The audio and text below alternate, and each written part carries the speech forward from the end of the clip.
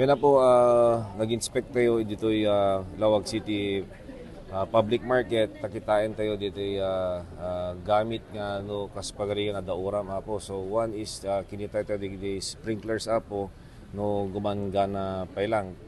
Ken gumana pa lang. So pa-inventory tayo no mano iti number of sprinklers tayo. That's the first thing we need to do. Second is we will make sure nga amin ket gumangana. So dili kinita tayo apo. Ken syempre adami issue dito apo nga ti supply ti danom kasta seasonal. No summer awan no kadigito adda iso nga kunak we will do a inspection and research so kasano nga consistent ti supply ti danom dito apo regardless of what season.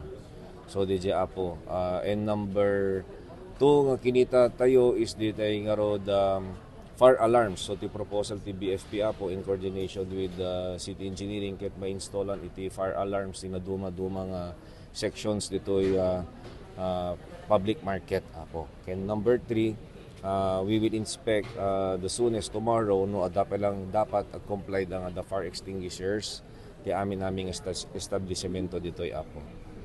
Sir, adadalan yun sa nga at dito naka-standby nga fire truck. Kaya po, may ada design idea, ngayon siyempre dapat adamang man. So the city will procure additional fire truck regardless kunak no regardless no natapasamak jabatak talagang ada plano tayo nga gumatang iti fire truck apo para iti city government. Kasi nga rod ti kanay da i-request iti BFP apo ket penetrator. So the city will procure iti fire truck mabiit nga panawin apo. I hope by August adanto na po. Sir, ang plano yung i-rearrange dito yung sections ito dyan na? Rearranging apo awan pay. Ngem renovation adda. Tapno mamuan nyo apo adda nga minadawat tayo nga pondo kini DPWH through Congressman Sandro. Ang adda rehabilitation na dito apo tiyandaan tayo. Iso nga naka-allocate dito mga fancy sa bali nga ana. Ngem lawlawagik apo dito nga pondo apo ket han nga matubtob ti tiyandaan apo kumbaga ma-renovate is sections by sections na apo. So DJ apo ti orayon tayo. Hopefully by come 2027 apo adanton. Adami pengemi na request tayo apo through our local government support fund nga rehabilitation, repair and rehab dito market apo. So orayon tayo lamin digijay nga may download nga funds apo. Sir, then sa ti gano tayo nga kanang ipasigurado nga dala ta iti supply ti danom dito. When po, adang amin nagsasalita mi previously with engineering nga talagang the supply ti danom dito So ti idea ket dapat ada pump ngamin dito bandat karayanin nga mang supply dito tiyendaan kasi nga rod ti kunak no habang no summer awan ngamin danom da dito apo so nga ada idea ti engineering nga dapat tatno consistent ti supply ti danom kasi aga po dapat ita karayan ada pump na apo kasta dili kwa ti NIA.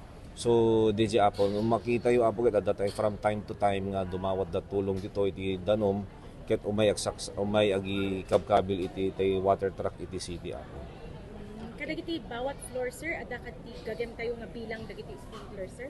Pina-inventory pa lang apo kasi digito ket medyo nabayagen.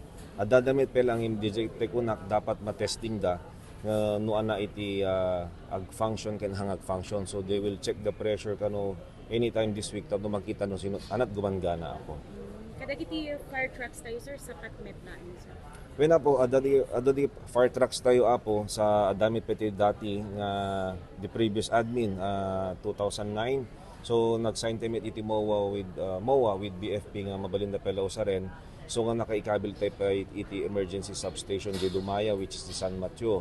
So DJ ko nakapo gumatang tayo pa iti mesa nga bombero tayo fire truck apo tanwa adado met laeng iti gamit tayo no in kaso nga ururam kasi ang motor apo 80 nga barangay ti Lawag apo. Sir awan ti pa nangi Ada aman apo syempre no ag business permit automatic ada dapat DJ fire extinguishers apo. So we will check tomorrow apo no nag-comply damit lang.